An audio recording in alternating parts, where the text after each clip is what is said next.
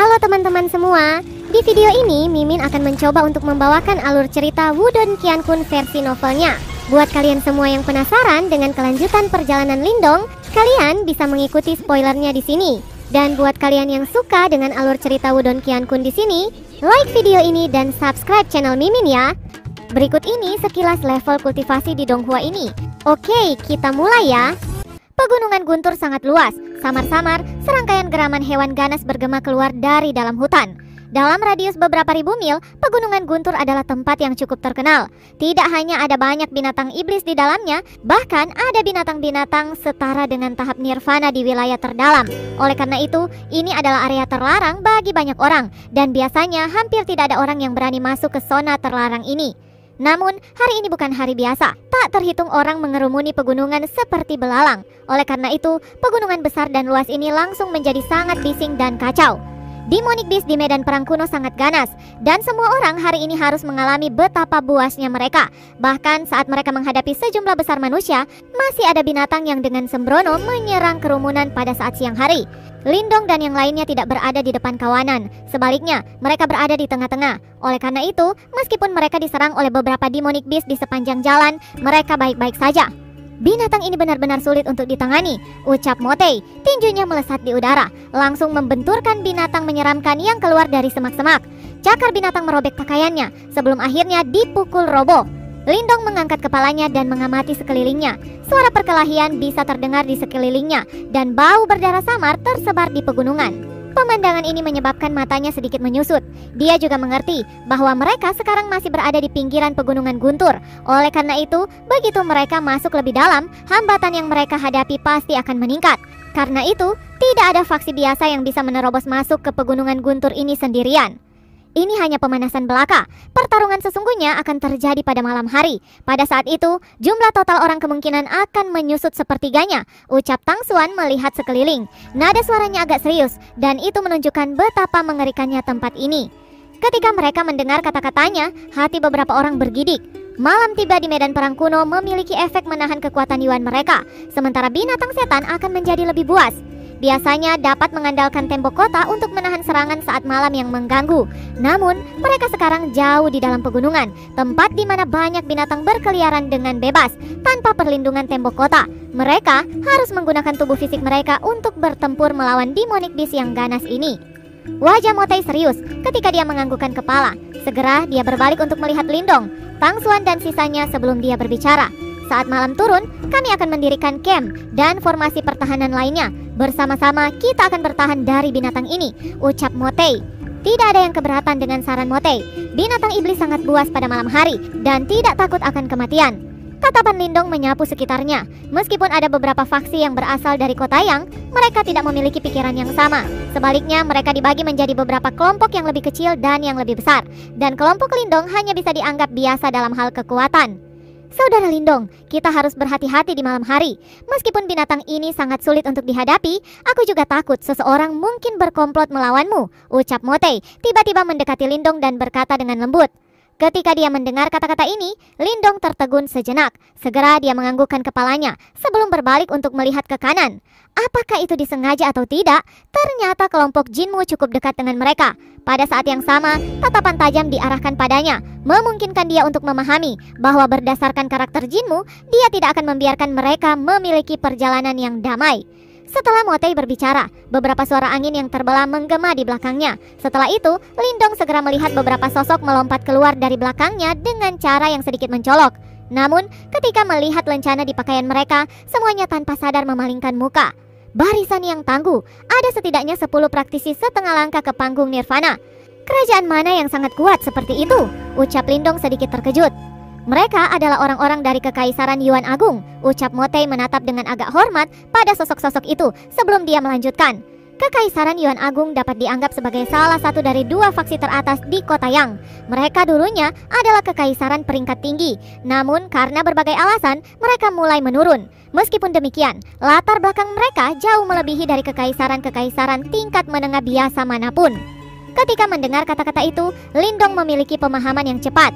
Tidak heran, mereka memiliki barisan yang sangat kuat. Ternyata, Kekaisaran Yuan Agung dulu adalah kekaisaran peringkat tinggi. Setelah dia melirik orang-orang itu, dia mendeteksi aura yang sangat kuat dari yang ada di depan. Dia jauh lebih kuat dibandingkan dengan praktisi setengah langkah ke panggung nirvana biasa seperti Motei. Fraksi teratas lainnya di kota yang adalah Kekaisaran Lingyun. Meskipun hanya kerajaan tingkat menengah, mereka telah berkembang pesat selama ini. Lebih jauh lagi, yang memimpin mereka adalah eksistensi yang benar-benar abnormal. Dikatakan bahwa dia sudah memiliki kualifikasi untuk menerobos panggung nirvana, hanya menunggu waktu untuk mengumpulkan lebih banyak pil nirvana. Lindong mengangguk diam. Sepertinya ada naga dan harimau yang tak terhitung jumlahnya yang tersembunyi di kota yang, termasuk pemimpin Kekaisaran Yuan Agung. Meskipun mereka semua memiliki kualifikasi untuk menerobos panggung nirvana, kebanyakan dari mereka memilih untuk menunda itu. Kedua faksi besar itu adalah pesaing teratas dalam pertempuran untuk kunci kuno misterius. Kalau tidak ada keadaan yang tak terduga terjadi, ucap Motei menghela nafas. Meskipun dia merasa tidak senang, hanya sedikit yang bisa dia lakukan. Setelah semua, kekuatan adalah yang tertinggi di tempat ini. Lindong tersenyum dan dia tidak berkomentar. Sebaliknya, dia mengangkat kepalanya dan menatap sosok-sosok itu. Kilatan menyala di matanya. Dalam pertarungan untuk kunci kuno misterius, ia harus berhasil. Saat kelompok besar menyerang ke depan, karena ada berbagai demonic beast, semuanya dipaksa untuk memperlambat kecepatannya. Sementara itu, semua orang menyaksikan dengan gugup ketika langit mulai gelap. Ketika gelap semakin menutupi pegunungan, semua orang berhenti. Setiap kelompok dengan cepat berpisah dan mendirikan perkemahan mereka. Semua orang sadar bahwa ini adalah percobaan pertama dalam perjalanan mereka ke Lembah Guntur. Jika mereka bisa bertahan malam ini, mereka optimis untuk melanjutkan dan mendapatkan harta itu. Lindong dan yang lainnya duduk diam di tempat perkemahan. Semua orang di sekitar mereka sibuk memoles pisau mereka. Meskipun ada banyak dari mereka di sini, semua orang takut untuk berbicara karena suasana tegang. Lindong duduk dengan tenang, dengan tatapan serius di matanya. Ini adalah pegunungan Guntur, dan binatang setan di sini jauh melebihi yang dilihat Lindong di titik perkumpulan. Jika dia lalai, tempatnya akan mudah dikuasai, dan dia akan menjadi makanan bagi binatang-binatang itu.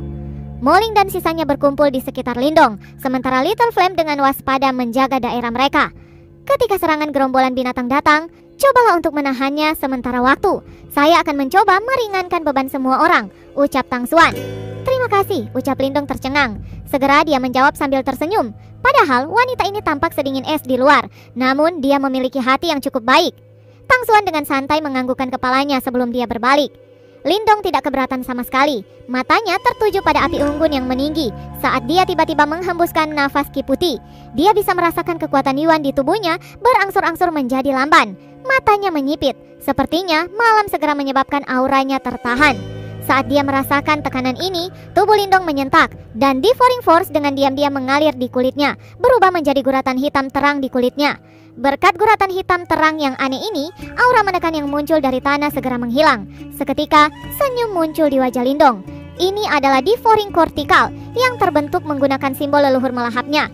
Dengan kortikal ini melindunginya, dia bisa dengan mudah mengabaikan tekanan malam. Ini berarti, meskipun orang lain tidak bisa mengeluarkan kekuatan mereka yang sebenarnya, Lindong akan tetap mampu mempertahankan kondisi puncaknya. Ini tidak diragukan lagi, merupakan keuntungan besar baginya. Saat Lindong membentuk Devouring Cortical, tanah tiba-tiba mulai bergetar sedikit. Meskipun itu adalah getaran ringan, semua orang di sini sangat sigap. Karenanya, wajah mereka berubah serius sebelum mengangkat kepala mereka dan menatap pegunungan hitam di kejauhan. Di tempat itu, mata merah darah yang tak terhitung jumlahnya bergerak dalam kegelapan. Gerombolan binatang setan telah tiba. Aura buas meluas, melintasi seluruh pegunungan dengan cara yang sangat mendominasi. Meskipun ada cukup banyak orang dari kota yang, mereka tidak bisa dibandingkan dengan pegunungan Guntur yang sangat besar. Karena itu, ketika tanah bergetar, mata beberapa orang dipenuhi rasa takut ketika mereka melihat mata merah darah yang berkilauan di kegelapan. Ini adalah pertama kalinya Lindong menemui gerombolan binatang di tempat terbuka. Berdasarkan auranya, Lindong tahu bahwa gerombolan binatang hari ini jauh lebih kuat daripada yang dia temui di titik perkumpulan pertama. Segera, dia menggenggam telapak tangannya sebelum tombak tulang buaya surgawinya muncul. Saat semua orang memperhatikan dengan gugup, mata merah darah yang padat itu akhirnya muncul lebih dekat. Ketika mereka melihat makhluk dingin dan menyeramkan ini, beberapa hati orang bergidik. Setelah itu suasana pecah oleh serangkaian jeritan dan geraman yang terdengar satu demi satu. Binatang-binatang setan ini sudah tahu tentang invasi manusia. Namun mereka bukan binatang setan biasa dan mereka memiliki sedikit kecerdasan juga. Karena itu, pada siang hari mereka memilih untuk menyembunyikan diri dan menunggu malam tiba. Itu karena dengan cahaya bulan, cakar mereka bisa dengan mudah membelah daging manusia. Gerombolan binatang yang tampaknya tidak pernah berakhir itu mulai mengamuk. Target mereka jelas, yaitu berbagai tempat perkemahan di pegunungan. Suara yang menakutkan dan menusuk serta beberapa jeritan panik memantul melintasi pegunungan. Setelah itu, beberapa gelombang Yuan Power kuat meledak. Semua orang tahu betapa mengerikannya untuk bertahan melawan gerombolan binatang di tempat terbuka. Namun mereka tidak punya pilihan. Ketika mereka menghadapi gerombolan binatang besar-besaran, beberapa tempat perkemahan yang terletak di depan seketika dihancurkan. Kadang-kadang beberapa gelombang kejutian yang meletus akan cepat padam setelah teriakan menyakitkan. Pemandangan itu menyebabkan hati beberapa orang bergidik terhadap gerombolan binatang besar ini. Bahkan praktisi setengah langkah ke panggung nirvana akan merasa takut.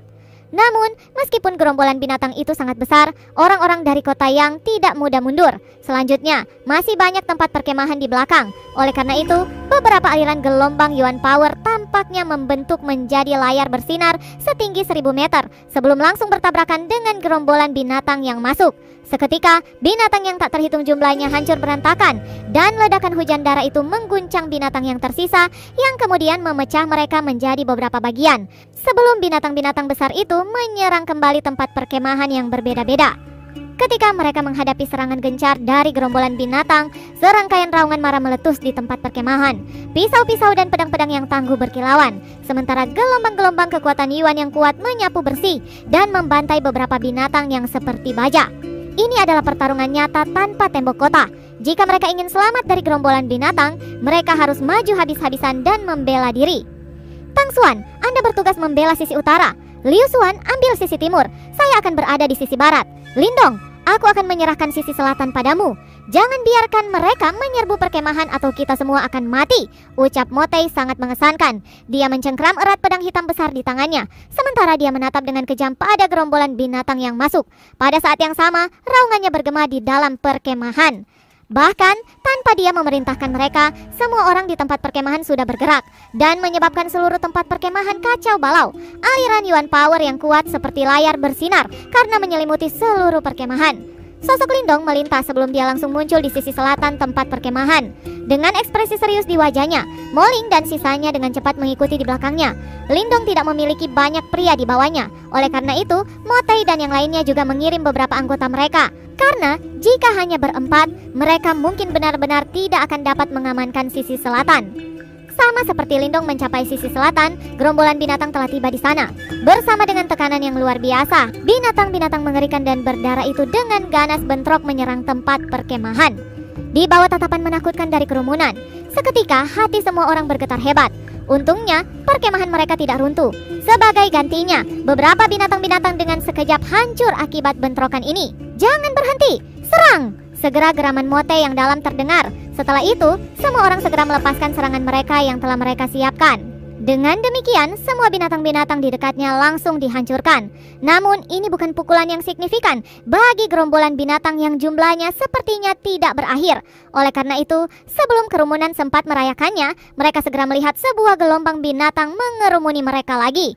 Ini adalah pertempuran yang sangat kejam. Saat mereka menatap lautan binatang mata merah darah, nafas semua orang menjadi semakin kencang. Samar-samar tanda-tanda kegilaan muncul. Segala macam seni bela diri dilepaskan. Sebelum kejutan yang dahsyat itu dengan kejam menerbangkan binatang-binatang setan yang mengerikan itu. Seluruh pegunungan dihiasi dalam darah, sementara teriakan terus bergema. Itu bukan hal yang mudah untuk bertahan melawan binatang setan besar di tempat terbuka saat malam hari. Lindong menatap sungguh-sungguh di sisi selatan perkemahan bagiannya saat binatang-binatang setan yang nekat itu terus mendorong mereka. Beberapa dari mereka dengan cepat terluka karena jumlah dan kekuatan kelompok Lindong adalah yang paling kecil. Orang-orang yang terluka, beristirahatlah sebentar. Sisanya, perkuat penjagaan kalian, ucap Lindong terdengar di telinga beberapa orang. Namun ketika mereka mendengar suara Lindong, orang-orang dari 3 kerajaan lainnya dalam kelompok tanpa sadar mengerutkan alis mereka.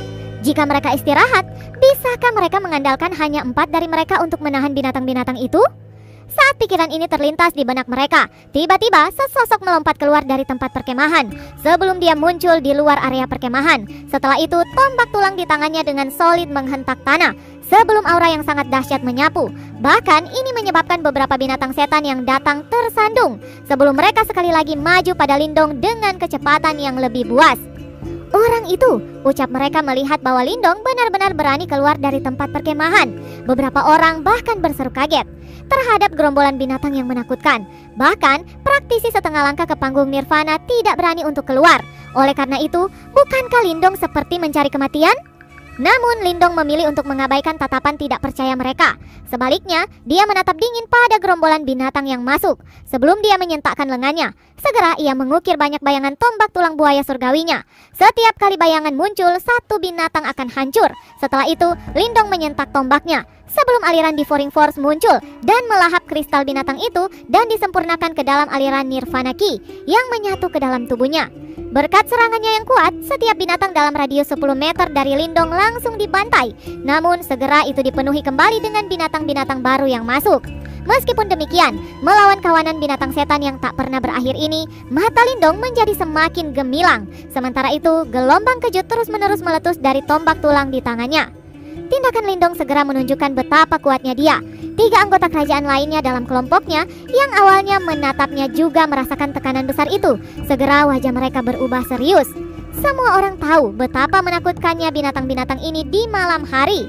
Namun Lindong masih bisa mendominasi mereka di tengah-tengah gerombolan binatang. Ini adalah prestasi yang bahkan tidak dapat dicapai oleh praktisi setengah langkah ke Nirvana.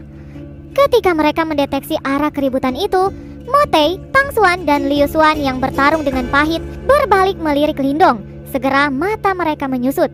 Secara khusus, kejutan muncul di mata Tang Xuan dan Liu Xuan.